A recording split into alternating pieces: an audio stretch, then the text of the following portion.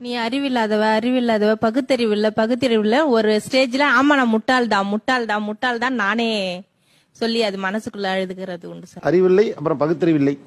இப்ப இந்த இந்த இந்த இடத்துக்கே நான் 10 வாட்டி இருந்தாலும் தனியா வேணா வரமாட்டாங்க. அதுக்குதான் உனக்கு அறிவில்லை பகுத்தறிவில்லைன்றது. இப்போ ஒரு ஆட்டோலையும் ஏத்தி அனுப்பிச்சோன்னு வச்சுங்களேன், எப்படி வருதுன்னு நம்மளுக்கு 4 வாட்டி போன் பண்ணி கேட்பாங்க. இதே நீயே எனக்கு நீங்க ஏற்கனவே வந்திருக்கீங்கல்ல? வந்திருக்கேன் சார். ஒரு முறை அரசியல் சம்பந்தப்பட்ட ஒரு சப்ஜெக்ட்ல வந்து அதுல பேசி நீங்க பரிசு வாங்குனீங்க.